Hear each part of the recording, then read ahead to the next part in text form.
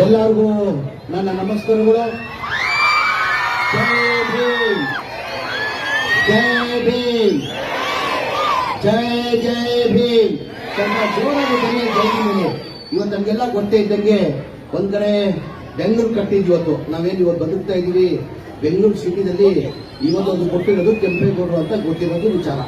ಅದ್ರ ಜೊತೆಯಲ್ಲಿ ಇವತ್ತು ಬಾಬಾ ಸಾಹೇಬ್ ಅಂಬೇಡ್ಕರ್ ಸಂವಿಧಾನ ಕೊಟ್ಟಿಲ್ಲ ಅಂದ್ರೆ ನೀವು ಅಲ್ಲಿ ಕೂಡಕ್ಕಾಗ್ತಾ ಇಲ್ಲ, ನಾನು ಇಲ್ಲಿ ಮಂತ್ರಿಯಾಗಿ ನಿಲ್ಲಕ್ಕೆ ಸಾಧ್ಯ ಆಗ್ತಾ ಇಲ್ಲ. ಬಾಬಾ ಸಾಹೇಬ್ ಅಂಬೇಡ್ಕರ್ ಸಂವಿಧಾನ ಕೊಟ್ಟಿದ್ದ ಕಾರಣಕ್ಕೆ ನೀವು ಅಲ್ಲಿ ಕೊಟ್ಟಿದ್ದೀರಾ, ನಾನು ಇವತ್ತು ಇಟ್ಟಿದ್ದೀನಿ. ಈ ಕಾರ್ಯಕ್ರಮವನ್ನು ಹಾಗಾಗಿ ನಡೀತಾ ಇದೆ. ಹಾಗಾಗಿ ನಮ್ಮ ಕರ್ತವ್ಯ ಇದ್ದಾರೆ ಜೋರಾಗಿ ಜೈ ಭೀಮ್ ಹೇಳೋದು. ಜೈ ಭೀಮ್, ಜೈ ಭೀಮ್, ಜೈ ಜೈ ಭೀಮ್. ವೇದಿಕೆ ಮೇಲೆ ಆಸೀನಿರುವ ನಮ್ಮ ಪಕ್ಷದ ಮುಖಂಡರು, ಕೆಎಂಡಿಸಿ ಚೇರ್ಮನ್ ಆದಂತ ಬಿ.ಕೆ. ಅಲ್ತಾಫ್ ಖಾನ್ ಅವರೇ, ಇನ್ನೊಬ್ರು ಆತ್ಮೀಯರು ಹಿರಿಯರು ಅಣ್ಣವರಾದಂತ ಶಿವರಾಮೇಗೌಡ್ರೆ, ನಮ್ಮ ಪಕ್ಷದ ಮುಖಂಡರು ಆತ್ಮೀಯರಾದಂತ ಅಣ್ಣಾದಂತ ಅಪೋಲೋ ಚಂದ್ರಶೇಖರ್ ಅವರೇ, ಇನ್ನೊಬ್ರು ನಮ್ಮ ಪಕ್ಷದ ಮುಖಂಡರಾದಂತ ಡಿ.ಸಿ. ರಮೇಶ್ ಅವರೇ, ಮಾಜಿ ಮಹಾನಗರ ಪಾಲಿಕೆ ಸದಸ್ಯರಾದಂತ ನನ್ನ ಅಕ್ಕ ಆದಂತ ಕೋಕಿಲಾ ಚಂದ್ರಶೇಖರ್ ಅವರೇ, ಹಿರಿಯವರು ನಮ್ಮ ಪಕ್ಷದ ಮುಖಂಡರಾದಂತ ನಾಗರಾಜಣ್ಣ ಅವರೇ, ಅನ್ವರ್ ಬೈ ಅವರೇ, ಆಮೇಲೆ ಆತೂಷ್ ಅವರೇ, ಸಿ.ಎಂ. ವೆಂಕಟೇಶ್ ಅವರೇ, ರವಿ ಪ್ರಸಾದ್ ಅವರೇ, ರೋಸಿ ಅವರೇ, ವಿನಾಯಕ್ ಅವರೇ, ವೇದಿಕೆ ಮೇಲೆ ಆಸೀನಿರುವ ಎಲ್ಲ ಆತ್ಮೀಯರೇ, ಇಲ್ಲಿ ಆಗಮಿಸಿರುವ ಎಲ್ಲ ವಿದ್ಯಾರ್ಥಿ ಮಕ್ಕಳ ಅಣ್ಣ ತಂದಿದೆ. ಮೊದಲಾಗಿ ತಮಗೆ 516ನೇ ನಾಡಪ್ರಭು ಕೆಂಪೇಗೌಡ ಜಯಂತಿನ ಶುಭಾಶಯನ ಕೋರಕ್ಕೆ ಬಯಸ್ತಾ ಇದ್ದೀನಿ. ಒಂಥರ ಕೆಂಪೇಗೌಡ ಜಯಂತಿ ಅಂದ್ರೆ ನಮಗೆ ಒಂಥರ ಬೆಂಗಳೂರು ಸಿಟಿ ಸ್ಪೆಷಲಿ. ನಾನು ಶಿವರಾಮೇಗೌಡ ಕೂತ್ಕೋಣ, ನಂಚೇನೆಲ್ಲ ಕೂತ್ಕೊ, ನಂಚೇರು ಕೂತ್ಕೋಣ, ನಂಚೇರು ಕೂತ್ಕೊಳ್ಳಿ, ನಂಚೇರಲ್ಲಿ ಕೂತ್ಕೋಣ. ನಾನು ಶಿವರಾಮೇಗೌಡರು ಮಾತಾಡ್ತಾ ಇದ್ವಿ ಇಡೀ ರಾಜ್ಯದಲ್ಲಿ. ಈ ನಡುವೆ ನಾನು ನೋಡ್ತಾ ಇದ್ದೀನಿ, ಮುಂಚೆ ಏನ್ ಆಗ್ತಾ ಇದೆ ಅಂದ್ರೆ ಕೂಡ ಬರೀ ನಾವು ಬೆಂಗಳೂರು ಸಿಟಿಯಲ್ಲಿ ಕೆಂಪೇಗೌಡ ಜಯಂತಿನ ಆಚರಿಸ್ತಾ ಇದ್ವಿ. ಈಗ ಇತ್ತೀಚೆಗೆ ಏನಾಗಿದೆ, ಇಡೀ ರಾಜ್ಯದಲ್ಲಿ ಎಲ್ಲಾ ಕಡೆನ ಕೆಂಪೇಗೌಡ ಜಯಂತಿನ ಆಚರಿಸ್ಕೊಳ್ತಾರೆ. ಸ್ಪೆಷಲಿ ನಮ್ಮ ಹಳೆ ಮೈಸೂರು ಭಾಗದಲ್ಲಿ, ಪರ್ಟಿಕ್ಯುಲರ್ಲಿ ನಮ್ಮ ಬೆಂಗಳೂರು ಸಿಟಿಯಲ್ಲಿ ಕೆಂಪೇಗೌಡ ಜಯಂತಿ ಅಂದ್ರೆ ಒಂಥರ ನಮ್ಗೆಲ್ಲ ಒಂಥರ ನಾಡ ಹಬ್ಬ ಇದ್ದಂಗೆ. ಕೆಂಪೇಗೌಡ ಜಯಂತಿ ನಮ್ಗೆಲ್ಲ ಗೊತ್ತೇ ಇದ್ದಂಗೆ. ಇವತ್ತು ಎಲ್ಲರೂ ನಾಗರಾಜನವರು ಬಹಳ ಚೆನ್ನಾಗಿ ಮಾತಾಡಿದ್ರು, ಶಿವರಾಮೇಗೌಡರು ತುಂಬಾ ಚೆನ್ನಾಗಿ ಮಾತಾಡಿದ್ದಾರೆ. ಎಲ್ಲ ಡೀಟೇಲ್ ಆಗಿ ಕೆಂಪೇಗೌಡರ ಬಗ್ಗೆ ಅವ್ರು ಹೇಳಿದ್ದಾರೆ. ಕೆಂಪೇಗೌಡರು ಇವತ್ತಿಲ್ಲ ಅಂದ್ರೆ ನಮ್ಮ ಬೆಂಗಳೂರು ಸಿಟಿ ಇಲ್ಲ. ಇವತ್ತು ಆ ಕಾಲದಲ್ಲಿ ನಮಗೆಲ್ಲ ಯೋಚನೆ ಆಗ್ತದೆ, ನಮಗೆ ಯಾವ ತರಪ್ಪ ಅವರು ಆ ಟೈಮಲ್ಲಿ ಆರ್ಕಿಟೆಕ್ಟ್ ಇರಲಿಲ್ಲ, ಇಂಜಿನಿಯರ್ ಇಲ್ಲ, ಮತ್ತೊಂದಿರಲಿಲ್ಲ. ಆ ಟೈಮಲ್ಲಿ ಈ ಬೆಂಗಳೂರು ಹೆಂಗೊಬ್ಬ ಕಟ್ಟಿದ್ರು ಅಂತ ನಮ್ಗೆಲ್ಲ ಆಶ್ಚರ್ಯ ಆಗ್ತದೆ. ಇವತ್ತು ಒಂಥರ ಸಿಸ್ಟಮ್ ಇದೆ. ಈಗ ಅಧಿಕಾರಿಗಳಿದ್ದಾರೆ, ಸಿಸ್ಟಮ್ ಇದೆ, ಇಂಜಿನಿಯರ್ಗಳಿದ್ದಾರೆ, ಆರ್ಕಿಟೆಕ್ಟ್ಗಳಿದ್ದಾರೆ. ಆ ಟೈಮಲ್ಲಿ 500 ವರ್ಷ ಹಿಂದೆ ಬೆಂಗಳೂರು ಕಟ್ಟಬೇಕಾದ್ರೆ ಆ ಸುಲಭವಾದ ಮಾತಿರಲಿಲ್ಲ. ಯಾವ ಆರ್ಕಿಟೆಕ್ಟ್ ಇಲ್ಲ, ಯಾವ್ರಿಲ್ಲ. ಬರೇ ಕೆಂಪೇಗೌಡರು ಯಾವ ತರ ರಸ್ತೆ ಬರಬೇಕು, ಕೆರೆಗಳು ಎಲ್ಲಿ ಬರಬೇಕು, ಏನೇನು ಎಲ್ಲೆಲ್ಲ ಆಗ್ಬೇಕಂತ ಹೇಳ್ಬಿಟ್ಟು ಮಾಡಿದ್ರು ನಮ್ಮ ನಾಡಪ್ರಭು ಕೆಂಪೇಗೌಡರು ಅಂತ ಹೇಳಕ್ ಬಯಸ್ತಾ ಇದೀನಿ. ಕೆಂಪೇಗೌಡರಿಗೆ ಜಾತಿ ಅಂತ ಇರಲಿಲ್ಲ, ಯಾವ ಜಾತಿ ಅಂತಾನು ಗೊತ್ತಿಲ್ಲ. ಶಿವರಾಮೇಗೌಡರು ಹೇಳ್ದಂಗೆ ಯಾವ ಕಾರಣಕ್ಕೂ ಜಾತಿ ಅಂತ ನಾವು ಮಾಡ್ಕೊಳ್ದು. ನಾವು ಜಾತಿ ಅಂತ ನಾನು ಎಲ್ಲರೂ ವ್ಯಕ್ತಿ ಮೇಲೆ ಹೋದ್ರೆ ಒಂದೇ ಹೇಳಂತೋಡ್ರೆ, ನಾನು ಮುಸ್ಲಿಂ ಆಗಿರ್ಬೋದು, ಅದಕ್ಕಿಂತ ಮುಂಚೆ ನಾನು ಒಬ್ಬ ಹಿಂದೂಸ್ತಾನಿ ಕನ್ನಡಿಗ, ಆಮೇಲೆ ಮುಸ್ಲಿಂ. ನಾನು ಮುಸ್ಲಿಂ ಆಗಿ ಯಾರು ಹೇಳಿರ್ತಲ್ಲ, ಅಮ್ಮ ತಾಯಿ ನಾನು ಇಂಥ ಸಮಾಜದಲ್ಲಿ ಹುಡ್ಬೇಕು, ನಾನು ಮುಸ್ಲಿಂ ಆಗಿರ್ಬೇಕು, ಹಿಂದೂ ಆಗಿ ಹುಡ್ಬೇಕು, ಕ್ರೈಸ್ತ ಆಗಿ ಹುಡ್ಬೇಕು, ಸಿಖ್ ಆಗಿ ಹುಡ್ಬೇಕಂತ ಯಾರೂ ಕೇಳಿ ಹುಟ್ಟಲ್ಲ, ಹುಟ್ಟಿಲ್ಲ. ನಿಮ್ಮ ಧರ್ಮದಲ್ಲಿ ಹುಟ್ಟಿದಿರ ನೀವು ಅಂದ್ರೆ ಆ ಜಾತಿ. ನಾನು ಎಲ್ಲರಿಗೂ ಶಿವರಾಮೇಗೌಡ್ರೆ ಎಲ್ಲ ರಾಜಕಾರಣಿಗಳು ಒಂದ್ ಹೇಳೋದು, ಬೈ ಚಾನ್ಸ್ ನೀವು ಜಾತಿ ಮಾಡಿದ್ರೆ ದಯಮಾಡಿ ರಾಜಕೀಯಕ್ಕೆ ಬರಬೇಡಿ. ರಾಜ್ಯಕ್ಕೆ ಬಂದಾದ್ಮೇಲೆ ಯಾರ ಜಾತಿ ಮಾಡಿದ್ರೆ ಅವ್ರ ಮಕ್ಳಿಗೂ ಒಳ್ಳೇದಾಗಲ್ಲ, ಅವ್ರಿಗೂ ಒಳ್ಳೇದಾಗಲ್ಲ. ಏನಿದಂದ್ರೆ ಲಕ್ಷಾಂತರ ಜನ ನಮ್ಮ ನಂಬಿರ್ತಾರೆ. ಲಕ್ಷಾಂತರ ನಾವು ಜಾತಿ ಭೇದ ಮಾಡಿದ್ರೆ ನಮ್ಮ ಮಕ್ಕಳು ಹುಳ ಬೀಳ್ತಾ ಇದ್ದಾರೆ. ಯಾವ ಕಾರಣಕ್ಕೂ ಎಲ್ಲ ನನ್ನ ಸಲಹೆ, ರಾಜಕಾರಣಿಗಳಿಲ್ಲ, ಎಲ್ಲರೂ ಅಷ್ಟೇ ಜಾತಿ ದಯಮಾಡಿ ಯಾರು ಮಾಡಕ್ ಹೋಗ್ಕೂಡ್ದು. ನಾವೆಲ್ಲ ಯಾರ ಹಿಂದೂಸ್ತಾನಿ ಇಂಡಿಯನ್. ನಮಗೆಲ್ಲ ಬೇರೆ ದೇಶಕ್ಕೂ ನಾನು ಹೋಗಿದ್ದೀನಿ.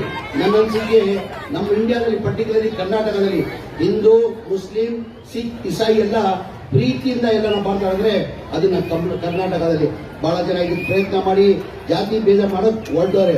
ಅವರು ಅವ್ರ ಸ್ವಂತಕ್ಕೆ ಇದಕ್ಕೋಸ್ಕರ, ಲಾಭಕ್ಕೋಸ್ಕರ ಮಾಡ್ತಾರದು, ಬೇರೆ ಇದಕ್ಕೋಸ್ಕರ ಇಲ್ಲ ಅಂತ ನಮ್ಮ ವಿದ್ಯಾರ್ಥಿ ಮಕ್ಕಳಿಗೆ ದಯಮಾಡಿ ಆ ಕಡೆ ಗಮನ ಕೊಡಬೇಕು, ಓದೋ ಕಡೆ ಗಮನ ಕೊಡಬೇಕು. ಒಳ್ಳೆ ಭವಿಷ್ಯ ಇದೆ. ಬಹಳ ಜನ ವಿದ್ಯಾರ್ಥಿ ಮಕ್ಕಳಲ್ಲಿ ಏನಾಗಿರ್ತದೆ, ಬಡವ್ರ ಮಕ್ಕಳು ಇರ್ತಾರೆ. ಈಗ ನೀವೆಲ್ಲ ಬಂದಿರೋರು ಗೋರ್ಮೆಂಟ್ ಹೆಚ್ಚಾಗಿ ಮಕ್ಕಳು ಬಂದಿರೋದು ಗೋರ್ಮೆಂಟ್ ಸ್ಕೂಲಿಂದಾನೇ ಎಲ್ಲ ಹೆಚ್ಚಾಗಿ ಬಂದಿರೋದು.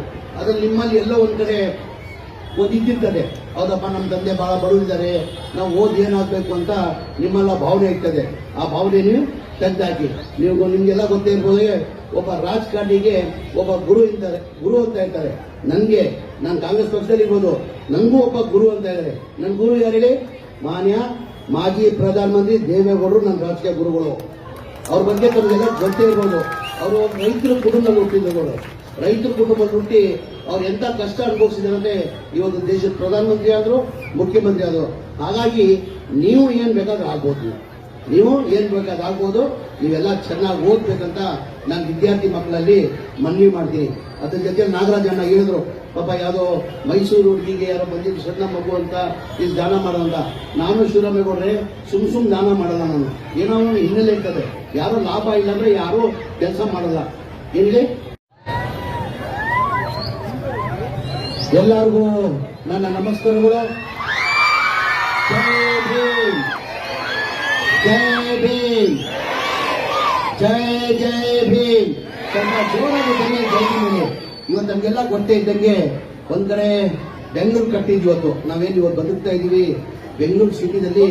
ಇವತ್ತು ಒಂದು ಕೊಟ್ಟಿರೋದು ಕೆಂಪೇಗೌಡರು ಅಂತ ಗೊತ್ತಿರೋದು ವಿಚಾರ. ಅದ್ರ ಜೊತೆಯಲ್ಲಿ ಇವತ್ತು ಬಾಬಾ ಸಾಹೇಬ್ ಅಂಬೇಡ್ಕರ್ ಸಂವಿಧಾನ ಕೊಟ್ಟಿಲ್ಲ ಅಂದ್ರೆ ನೀವು ಅಲ್ಲಿ ಕೂರಕ್ಕಾಗ್ತಾ ಇಲ್ಲ, ನಾನು ಇಲ್ಲಿ ಮಂತ್ರಿಯಾಗಿ ನಿಲ್ಲಕ್ಕೆ ಸಾಧ್ಯ ಆಗ್ತಾ ಇಲ್ಲ. ಬಾಬಾ ಸಾಹೇಬ್ ಅಂಬೇಡ್ಕರ್ ಸಂವಿಧಾನ ಕೊಟ್ಟಿದ್ದ ಕಾರಣಕ್ಕೆ ನೀವು ಅಲ್ಲಿ ಕೊಟ್ಟಿಲ್ಲ, ನಾನು ಇವತ್ತು ಇದ್ದೀನಿ. ಈ ಕಾರ್ಯಕ್ರಮವನ್ನು ಹಾಗಾಗಿ ನಡೀತಾ ಇದೆ. ಹಾಗಾಗಿ ನಮ್ಮ ಕರ್ತವ್ಯ ಇದ್ದಾರೆ ಜೋರಾಗಿ ಜೈ ಭೀಮ್ ಹೇಳೋದು. ಜೈ ಭೀಮ್, ಜೈ ಭೀಮ್, ಜೈ ಜೈ ಭೀಮ್.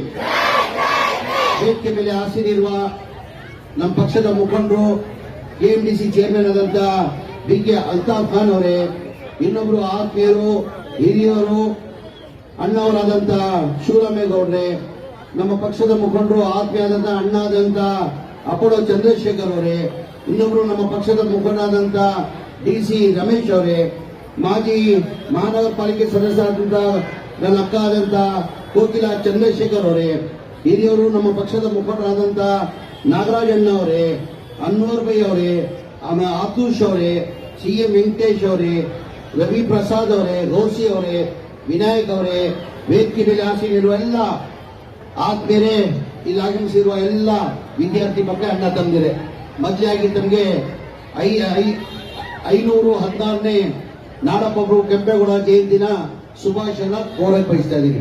ಒಂಥರ ಕೆಂಪೇಗೌಡ ಜಯಂತಿ ಅಂದ್ರೆ ನಮಗೆ ಒಂಥರ ಬೆಂಗಳೂರು ಸಿಟಿ ಸ್ಪೆಷಲಿ. ನಾನು ಶಿವರಾಮೇಗೌಡ ಕೂತ್ಕೋಣ, ನಂಚೇನೆಲ್ಲ ಕೂತ್ಕೊ, ನಂಚೇರು ಕೂತ್ಕೋಣ, ನಂಚೇರು ಕೂತ್ಕೊಳ್ಳಿ, ನಂಚೇರಲ್ಲಿ ಕೂತ್ಕೋಣ. ನಾನು ಶಿವರಾಮೇಗೌಡರು ಮಾತಾಡ್ತಾ ಇದ್ವಿ ಇಡೀ ರಾಜ್ಯದಲ್ಲಿ. ಈ ನಡುವೆ ನಾನು ನೋಡ್ತಾ ಇದ್ದೀನಿ, ಮುಂಚೆ ಏನ್ ಆಗ್ತಾ ಇದೆ ಅಂದ್ರೆ ಕೂಡ ಬರೀ ನಾವು ಬೆಂಗಳೂರು ಸಿಟಿಯಲ್ಲಿ ಕೆಂಪೇಗೌಡ ಜಯಂತಿನ ಆಚರಿಸ್ತಾ ಇದ್ವಿ. ಈಗ ಇತ್ತೀಚೆಗೆ ಏನಾಗಿದೆ, ಇಡೀ ರಾಜ್ಯದಲ್ಲಿ ಎಲ್ಲಾ ಕಡೆನ ಕೆಂಪೇಗೌಡ ಜಯಂತಿನ ಆಚರಿಸ್ಕೊಳ್ತಾರೆ. ಸ್ಪೆಷಲಿ ನಮ್ಮ ಹಳೆ ಮೈಸೂರು ಭಾಗದಲ್ಲಿ, ಪರ್ಟಿಕ್ಯುಲರ್ಲಿ ನಮ್ಮ ಬೆಂಗಳೂರು ಸಿಟಿಯಲ್ಲಿ ಕೆಂಪೇಗೌಡ ಜಯಂತಿ ಅಂದ್ರೆ ನಮಗೆಲ್ಲ ಒಂಥರ ನಾಡ ಹಬ್ಬ ಇದ್ದಂಗೆ ಕೆಂಪೇಗೌಡ ಜಯಂತಿ. ನಮಗೆಲ್ಲ ಗೊತ್ತೇ ಇದ್ದಂಗೆ ಇವತ್ತು ಎಲ್ಲರೂ ನಾಗರಾಜನವರು ಬಹಳ ಚೆನ್ನಾಗಿ ಮಾತಾಡಿದ್ರು, ಶಿವರಾಮೇಗೌಡರು ತುಂಬಾ ಚೆನ್ನಾಗಿ ಮಾತಾಡಿದ್ದಾರೆ. ಎಲ್ಲ ಡೀಟೇಲ್ ಆಗಿ ಕೆಂಪೇಗೌಡರ ಬಗ್ಗೆ ಅವ್ರು ಹೇಳಿದ್ದಾರೆ. ಕೆಂಪೇಗೌಡರು ಇವತ್ತಿಲ್ಲ ಅಂದ್ರೆ ನಮ್ಮ ಬೆಂಗಳೂರು ಸಿಟಿ ಇಲ್ಲ. ಇವತ್ತು ಆ ಕಾಲದಲ್ಲಿ ನಮಗೆಲ್ಲ ಯೋಚನೆ ಆಗ್ತದೆ, ನಮಗೆ ಯಾವ ತರಪ್ಪ ಅವರು ಆ ಟೈಮಲ್ಲಿ ಆರ್ಕಿಟೆಕ್ಟ್ ಇರಲಿಲ್ಲ, ಇಂಜಿನಿಯರ್ ಇಲ್ಲ, ಮತ್ತೊಂದಿರಲಿಲ್ಲ. ಆ ಟೈಮಲ್ಲಿ ಈ ಬೆಂಗಳೂರು ಹೆಂಗೊಬ್ಬ ಕಟ್ಟಿದ್ರು ಅಂತ ನಮ್ಗೆಲ್ಲ ಆಶ್ಚರ್ಯ ಆಗ್ತದೆ. ಇವತ್ತು ಒಂಥರ ಸಿಸ್ಟಮ್ ಇದೆ. ಈಗ ಅಧಿಕಾರಿಗಳಿದ್ದಾರೆ, ಸಿಸ್ಟಮ್ ಇದೆ, ಇಂಜಿನಿಯರ್ಗಳಿದ್ದಾರೆ, ಆರ್ಕಿಟೆಕ್ಟ್ಗಳಿದ್ದಾರೆ. ಆ ಟೈಮಲ್ಲಿ 500 ವರ್ಷ ಹಿಂದೆ ಬೆಂಗಳೂರು ಕಟ್ಟಬೇಕಾದ್ರೆ ಆ ಸುಲಭ ಮಾತಿರಲಿಲ್ಲ. ಯಾವ ಆರ್ಕಿಟೆಕ್ಟ್ ಇಲ್ಲ, ಯಾವ್ರಿಲ್ಲ. ಬರೇ ಕೆಂಪೇಗೌಡರು ಯಾವ ತರ ರಸ್ತೆ ಬರಬೇಕು, ಕೆರೆಗಳು ಎಲ್ಲಿ ಬರಬೇಕು, ಏನೇನು ಎಲ್ಲೆಲ್ಲ ಆಗ್ಬೇಕಂತ ಹೇಳ್ಬಿಟ್ಟು ಮಾಡಿದ್ರು ನಮ್ಮ ನಾಡಪ್ರಭು ಕೆಂಪೇಗೌಡರು ಅಂತ ಹೇಳಕ್ ಬಯಸ್ತಾ ಇದೀನಿ. ಕೆಂಪೇಗೌಡರಿಗೆ ಜಾತಿ ಅಂತ ಇರಲಿಲ್ಲ, ಯಾವ ಜಾತಿ ಅಂತ ಗೊತ್ತಿಲ್ಲ. ಶಿವರಾಮೇಗೌಡರು ಹೇಳ್ದಂಗೆ ಯಾವ ಕಾರಣಕ್ಕೂ ಜಾತಿ ಅಂತ ನಾವು ಮಾಡ್ಕೊಡ್ದು. ನಾವು ಜಾತಿ ಅಂತ ನಾನು ಎಲ್ಲರೂ ವೇದಿಕೆ ಮೇಲೆ ಹೋದ್ರೆ ಒಂದೇ ಹೇಳಿ ಅಂದ್ಕೊಂಡ್ರೆ, ನಾನು ಮುಸ್ಲಿಂ ಆಗಿರ್ಬೋದು, ಅದಕ್ಕಿಂತ ಮುಂಚೆ ನಾನು ಒಬ್ಬ ಹಿಂದೂಸ್ತಾನಿ ಕನ್ನಡಿಗ, ಆಮೇಲೆ ಮುಸ್ಲಿಂ. ನಾನು ಮುಸ್ಲಿಂ ಆಗಿ ಯಾರು ಹೇಳಿರ್ತಲ್ಲ, ಅಮ್ಮ ತಾಯಿ ನಾನು ಇಂಥ ಸಮಾಜದಲ್ಲಿ ಹುಡ್ಬೇಕು, ನಾನು ಮುಸ್ಲಿಂ ಆಗಿರ್ಬೇಕು, ಹಿಂದೂ ಆಗಿ ಹುಡ್ಬೇಕು, ಕ್ರೈಸ್ತ ಆಗಿ ಹುಡ್ಬೇಕು, ಸಿಖ್ ಆಗಿ ಹುಡ್ಬೇಕಂತ ಯಾರೂ ಕೇಳಿ ಹುಟ್ಟಲ್ಲ, ಹುಟ್ಟಿಲ್ಲ. ನಿಮ್ಮ ಧರ್ಮದಲ್ಲಿ ನೀವು ಹುಟ್ಟಿದಿರ ನೀವು ಅಂದ್ರೆ ಆ ಜಾತಿ. ನಾನೆಲ್ಲರಿಗೂ ಶಿವರಾಮೇಗೌಡ್ರೆ ಎಲ್ಲ ರಾಜಕಾರಣಿಗಳು ಒಂದ್ ಹೇಳಿದ್ರು, ಬೈ ಚಾನ್ಸ್ ನೀವು ಜಾತಿ ಮಾಡಿದ್ರೆ ದಯಮಾಡಿ ರಾಜಕೀಯಕ್ಕೆ ಬರಬೇಡಿ. ರಾಜಕೀಯಕ್ಕೆ ಬಂದಾದ್ಮೇಲೆ ಯಾರ ಜಾತಿ ಮಾಡಿದ್ರೆ ಅವ್ರ ಮಕ್ಳಿಗೂ ಒಳ್ಳೇದಾಗಲ್ಲ, ಅವ್ರಿಗೂ ಒಳ್ಳೇದಾಗಲ್ಲ. ಏನಕ್ಕಂದ್ರೆ ಲಕ್ಷಾಂತರ ಜನ ನಮ್ಮನ್ನ ನಂಬಿರ್ತಾರೆ. ಲಕ್ಷಾಂತರ ನಾವು ಜಾತಿ ಭೇದ ಮಾಡಿದ್ರೆ ನಮ್ಮ ಮಕ್ಕಳು ಹುಳ ಬೀಳ್ತಾ ಇದ್ದಾರೆ. ಯಾವ ಕಾರಣಕ್ಕೂ ಎಲ್ಲ ನನ್ನ ಸಲಹೆ, ರಾಜಕಾರಣಿಗಳಿಲ್ಲ, ಎಲ್ಲರೂ ಅಷ್ಟೇ ಜಾತಿ ದಯಮಾಡಿ ಯಾರು ಮಾಡಕ್ ಹೋಗ್ಕೂಡ್ದು. ನಾವೆಲ್ಲ ವಿ ಆರ್ ಹಿಂದೂಸ್ತಾನಿ ಇಂಡಿಯನ್.